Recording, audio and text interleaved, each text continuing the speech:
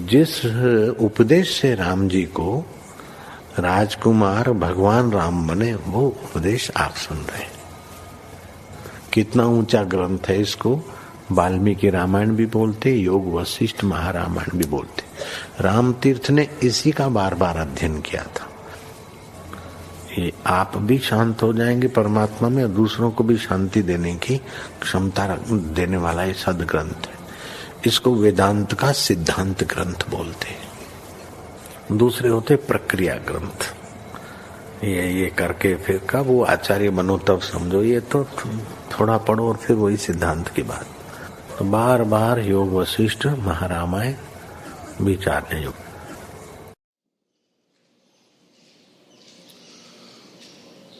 ओम श्री सद्गुरु परमात्मा ने नमः। श्री वशिष्ठ जी बोले, हे रामचंद्र जी, संसार बड़ा गंभीर है, इसका तरना कठिन है। जिसको इसे तरने की इच्छा हो, उसका यह कर्तव्य है कि वेदांत का अध्ययन, प्रणव का जप और चित्त को स्थिर करे। जब ऐसा उपाय करे तब ईश्वर उस पर प्रसन्न होंगे और उसके हृदय में विवेक उत्पन्न होगा, जिससे संसार असत्य प्रतीत होगा और संतजनों का संग प्राप्त होगा। संतजनों का आचार शुभ है। वे परम शांत, गंभीर और उदार अनुभव रूपी फल से युक्त वृक्ष है। उनके यश, कीर्ति और शुभ आचार रूपी फूल और पत्ते हैं। ऐसे संतजनों की संगति जब प्राप्त होती है, तब जगत के राग द्वेष रूपी तम मिट जाते हैं।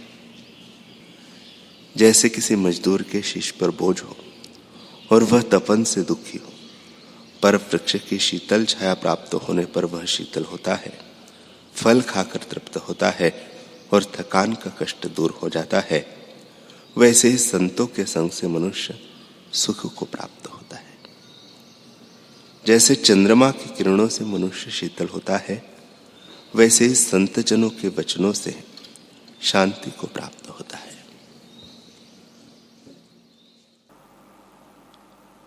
श्री योग वशिष्ठ महारामायण निर्वाण प्रकरण सर्ग 138। भुषुंडी जी बोले, हे विद्याधर, फिर उनके कुल में एक बड़ा श्रीमान इंद्र हुआ, जो त्रिलोकी का राज्य करता रहा और फिर निर्वाण को प्राप्त हुआ। उसके एक पुत्र था, जिसको बृहस्पति के वचनों से ज्ञान रूप प्रतिभा उदय हुई। तब वह विदितवेद होकर स्थित हुआ। यथा प्राप्ति में इंद्र होकर राज्य करने लगा और दैत्यों को जीता। एक समय वह किसी कार्य के लिए कमल के तंतु में घुस गया, तो वहां उसको नाना प्रकार का जगत दिखने लगा और अपनी इंद्र की प्रतिभा हुई। इससे उसे इच्छा हुई कि मैं ब्रह्म तत्व को पाऊं और दृश्य पदार्थ की तरह उसे प्रत्यक्ष देखूं।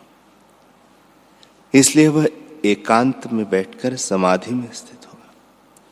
तब उसको भीतर बाहर ब्रह्म का साक्षात्कार हुआ और प्रतिभा के उदय होने से यह निश्चय हुआ कि यह सब ब्रह्म ही है और वही पूजने योग्य है। सब उसी को पूजते भी हैं। केवल शुद्ध आत्मपद सब शब्द, रूप, अवलोक और मनस्कार से रहित है। सब और उसी के पाणिपाद है। सब सिर और मुख उसी के हैं। सब और उसके श्रवण है। सब और नेत्र है। आत्म तत्व से वही सब में स्थित है। सब इंद्रियों और विषयों को वही प्रकाशित करता है। वह सब इंद्रियों से रहित है और आसक्त हुआ भी सबको धारण कर रहा है। वह निर्गुण है और इंद्रियों के साथ मिलकर गुणों को भोगता है। वही सब प्राणियों के भीतर बाहर व्याप रहा है। सूक्ष्म है, इससे दुर्विज्ञ है, और इंद्रियों का विषय नहीं। अज्ञानी का अज्ञान के कारण दूर है और आत्म तत्व द्वारा ज्ञानी को ज्ञान के कारण निकट है। वह अनंत सर्वव्यापी केवल शांत रूप है जिसमें दूसरा कोई नहीं। घट, पट, दीवार, गाय, आवा, नाग, नर सब में वही तत्व भासित है। पर्वत, पृथ्वी, चंद्र, सूर्य, देश, काल, वस्तु सब ब्रह्म ही है, ब्रह्म से भिन्न नहीं। हे विद्याधर, इस प्रकार इंद्र को ज्ञान हुआ और वह जीवन मुक्त हुआ। तब वह सब चेष्टा करता परंतु अंतःकरण में नहीं बंधता। जब कुछ काल बीता तब इंद्र उस निर्वाण पद को प्राप्त हुआ जिसमें आकाश भी स्थूल है। फिर उस इंद्र का एक बड़ा शूरवीर पुत्र सब दैत्यों को जीतकर देवता और त्रिलोकी का राज्य करने लगा। फिर उसको भी ज्ञान उत्पन्न हुआ। सच शास्त्र और गुरु के वचनों से कुछ काल में वह भी निर्वाण को प्राप्त हुआ। तब उसका जो पुत्र था वह राज्य करने लगा। इसी प्रकार कई इंद्र राज्य करते और नाना प्रकार के व्यवहार को देखते रहे। फिर उसके कुल में कोई पुत्र था, उसको यह हमारी सृष्टि भासित हुई तो वह भी ब्रह्म ध्यानी हुआ और इस त्रिलोकी का राज्य करने लगा। अब तक विश्व का इंद्र वही है। हे विद्याधर, इस प्रकार विश्व की उत्पत्ति संकल्प मात्र है और सब मैंने तुमसे कही। पहले उसको त्रसरेणु में सृष्टि दिखी, फिर उस सृष्टि के एक कमल के तंतु में दिखी, फिर उसमें कई वृत्तांत जो संकल्प मात्र थे उसने देखे, फिर उस अणु में अनेक अवस्थाएं देखी। हे विद्याधर, पर वास्तव में वह कुछ हुई नहीं। जैसे आकाश में नीलिमा भासित होती है पर है नहीं, वैसे ही यह विश्व है। आत्मा में विश्व का अत्यंत अभाव है। यह विश्व अहम भाव से उपजा है। जब अहम भाव उठता है तब आगे सृष्टि बनती है, और जब अहम का अभाव होता है तब विश्व कुछ नहीं। इस विश्व का बीज अहम है। इससे तो ऐसी भावना कर कि न मैं हूं और न जगत है। जब ऐसी भावना करेगा तब आत्मा ही शेष रहेगा, जो प्रत्यक्ष ज्ञान रूप अपना रूप है।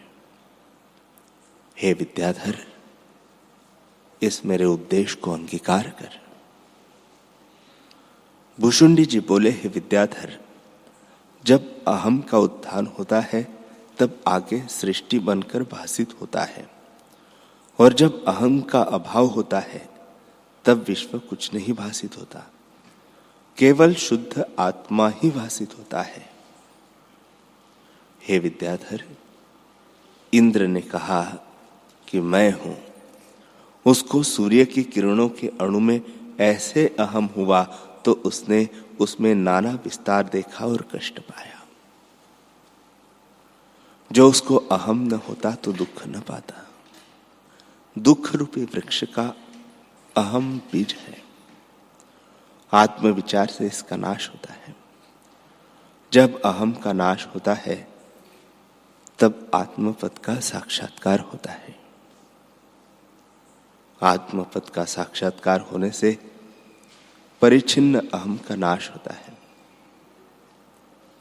हे विद्याधर, आत्मा रूपी एक पर्वत है जिस पर आकाश रूपी वन है।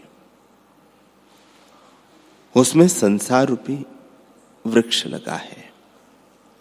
उसमें वासना रूपी रस है। अज्ञान रूपी भूमि से वह उत्पन्न हुआ है। नदियां, समुद्र उसकी नाड़ी है, चंद्रमा और तारे फूल है। वासना रूपी जल से वह बढ़ता है, वही अहंकार रूपी वृक्ष का बीज है। सुख दुख रूप इसके फल है। आकाश इसकी डाले और पाताल जड़ है। तुम इस वृक्ष को ज्ञान रूपी अग्नि से जलाओ और अहम रूपी वृक्ष के बीज का नाश करो। हे विद्याधर, एक खाई है जिसके जन्म मरण रूपी दो किनारे हैं।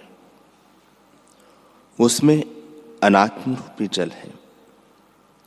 वासना रूपी तरंगे उठती है और विश्व रूपी बुलबुले उठते हैं और फिर मिट भी जाते हैं।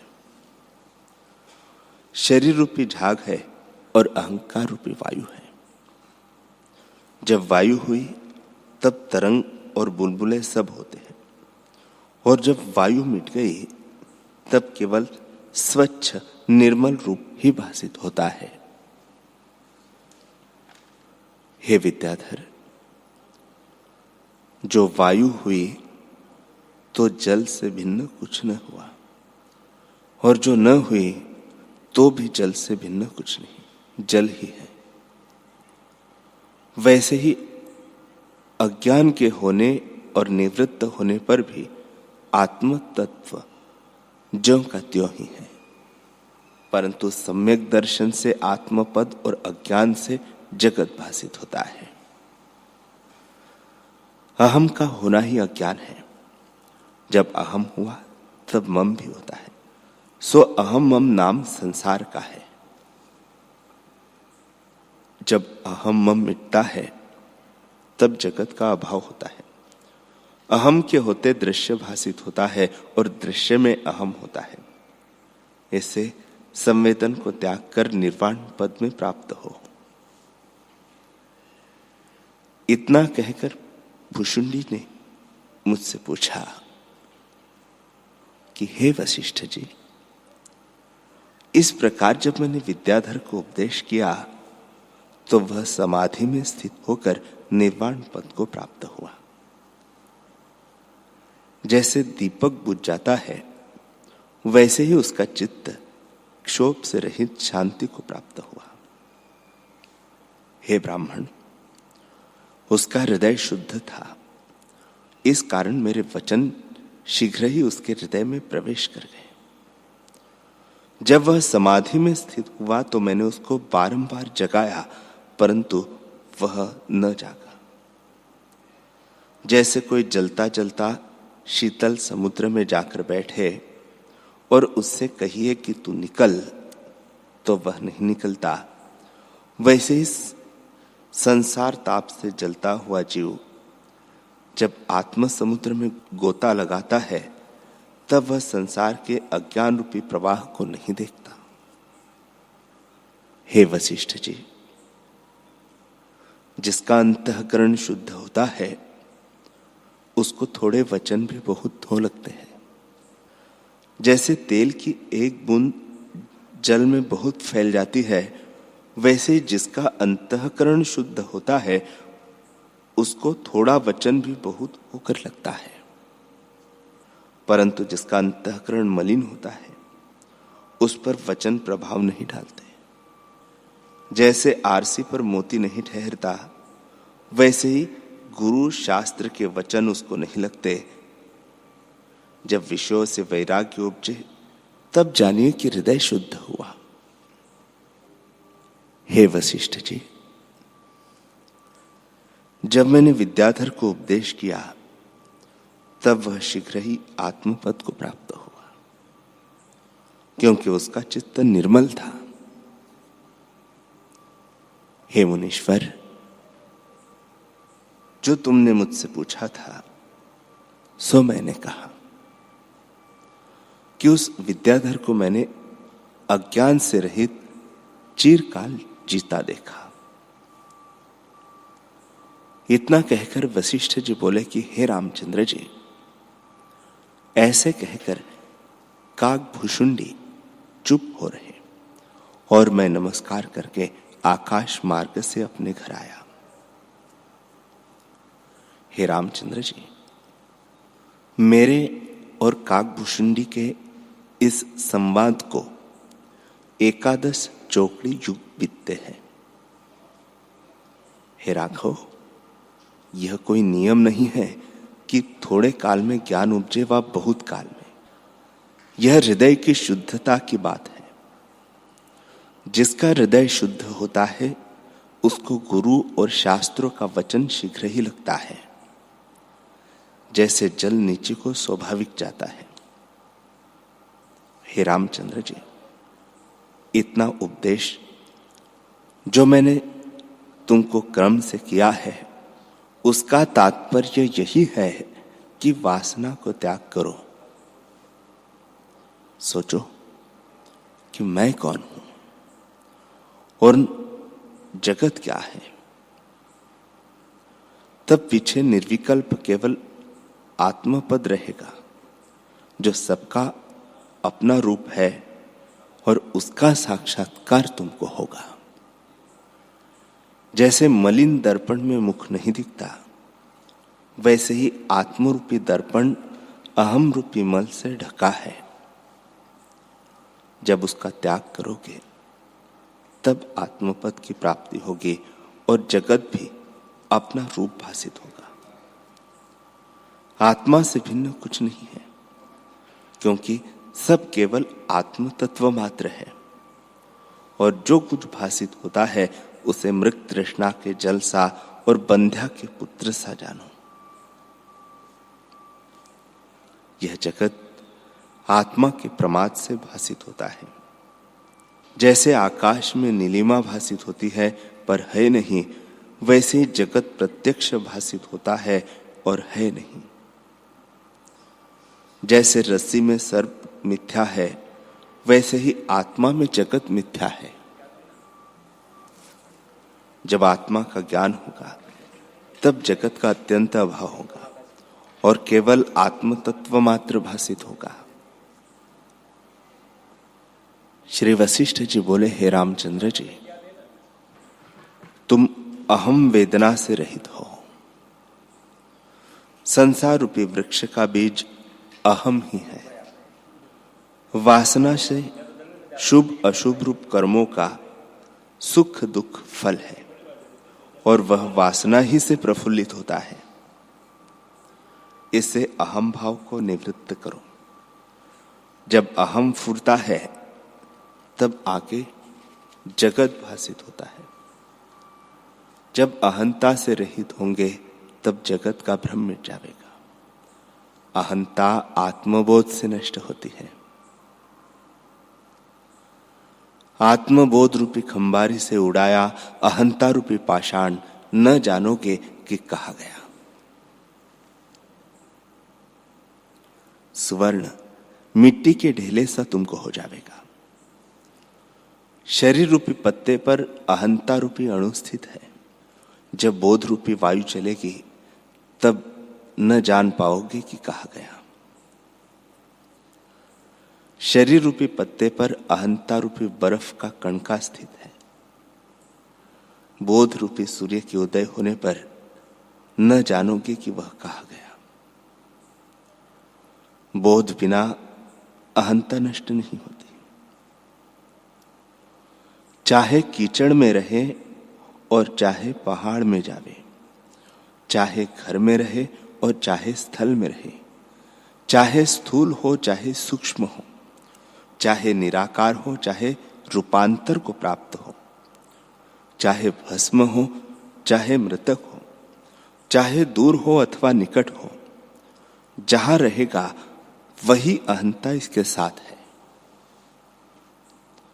हे रामचंद्र जी, संसार रूपी वट का बीज अहंता है। उसी से सब शाखा फैली है।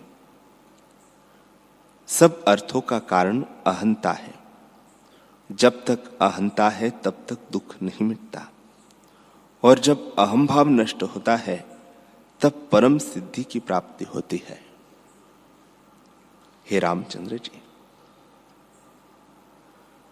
जो कुछ मैंने उपदेश किया है उसको भली प्रकार विचार कर उसका अभ्यास करो, तब संसार रूपी वृक्ष का बीज जल जाएगा और आत्मपद की प्राप्ति होगी। श्री वशिष्ठ जी बोले, हे रामचंद्र जी, संसार संकल्प मात्र से सिद्ध है और भ्रम से उदय हुआ है। आत्म स्वरूप में अनेक सृष्टियां बसती हैं,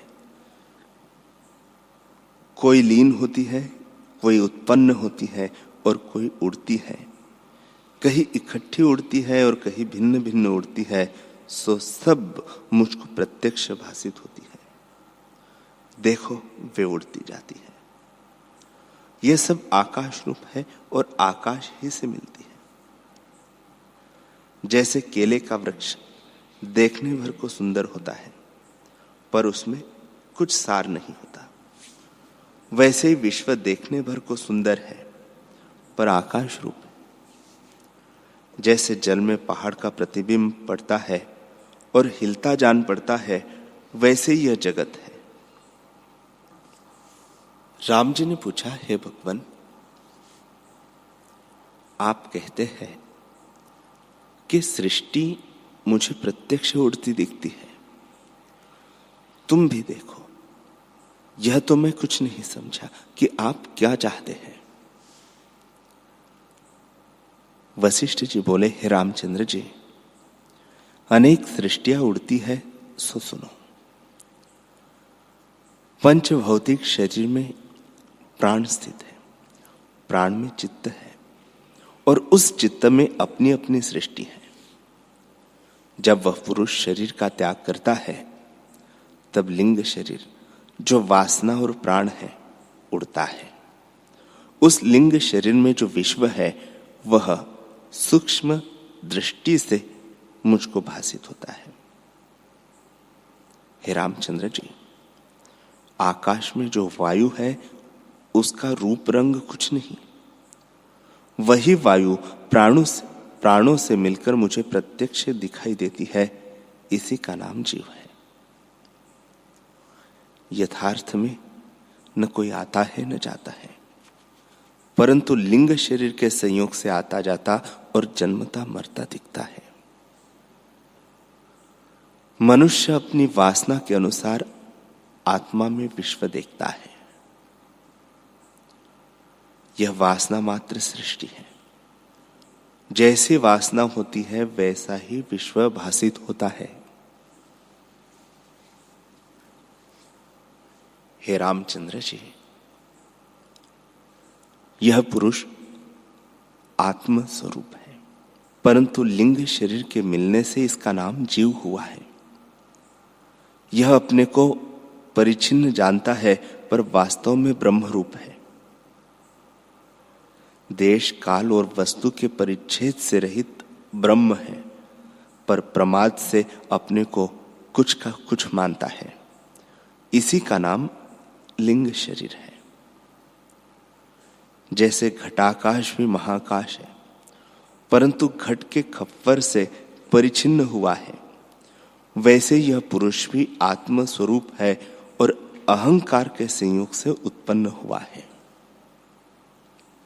जैसे घट को एक देश से उठाकर देशांतर में ले जाकर रखो तो आकाश तो नहीं गया और न आया, परंतु आता जाता लगता है, वैसे ही आत्मा अखंड रूप है, परंतु प्राण चित्त से चलता भासित होता है। जब अहंकार रूपी चित्त नष्ट हो तब अखंड रूप हो। जब तक अहंकार नहीं जाता तब तक जगत भ्रम दिखता है और वासना करके भटकता फिरता है। वासना में सृष्टि अपने अपने चित्त में स्थित है। जीव जब शरीर का त्याग करता है तब आकाश में उड़ता है और प्राणवायु उड़कर जो आकाश में शून्य रूप वायु है उससे जा मिलती है। वहां उसको अपनी अपनी वासना के अनुसार सृष्टि भासित होती है। सब अपनी सृष्टि लेकर इस प्रकार उड़ते हैं जैसे वायु गंध को ले जाती है। वही मुझको सूक्ष्म दृष्टि से उड़ते भासित होते हैं। हे रामचंद्र जी, स्थूल दृष्टि से लिंग शरीर नहीं भासित होता, सूक्ष्म दृष्टि से दिखता है। जिस पुरुष को सूक्ष्म दृष्टि से लिंग शरीर देखने की शक्ति है और ज्ञान से रहित है, वह भी मेरे मत में मूर्ख और पशु ही है। हे रामचंद्र जी, जब मनुष्य वासना का त्याग करता है, अर्थात अहंकार को कि मैं हूं त्याग करता है, तो आगे विश्व नहीं दिखाई देता, केवल निर्विकल्प ब्रह्म भासित होता है। उसके प्राण नहीं उड़ते, वही लीन हो जाते हैं, क्योंकि उसका चित्त अचित्त हो जाता है। जब तक अहंकार का संयोग है, तब तक विश्व भी चित्त में स्थित है।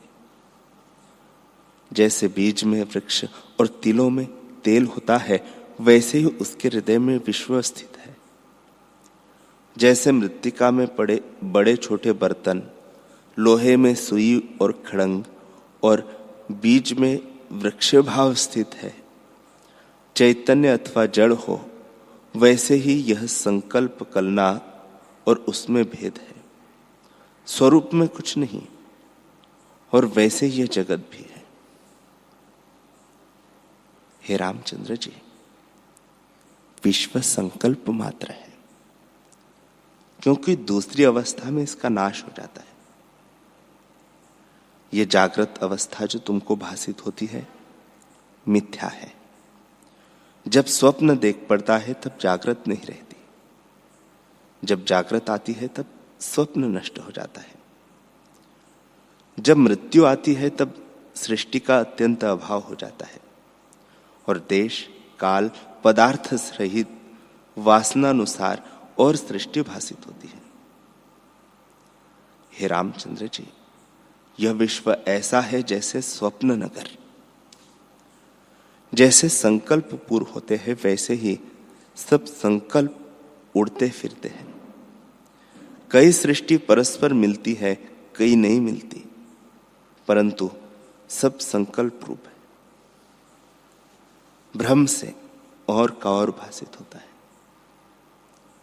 जैसे कोई पुरुष बड़ा होता है, कोई छोटा, तो छोटे को बड़ा भासित होता है।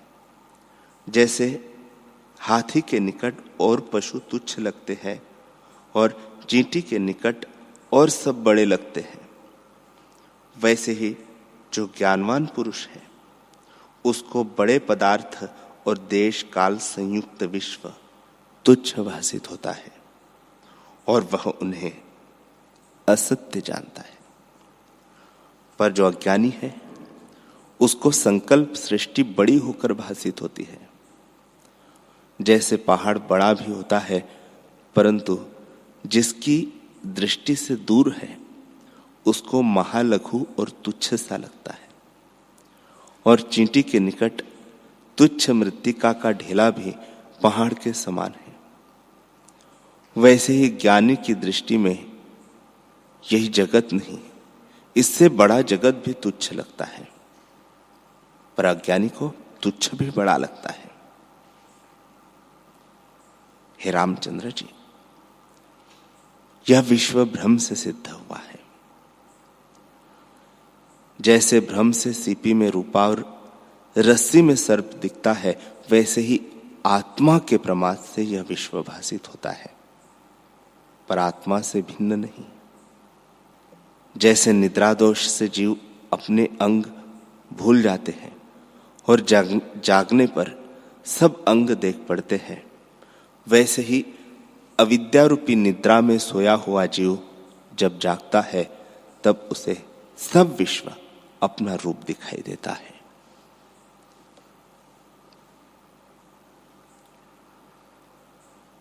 हरि ओम।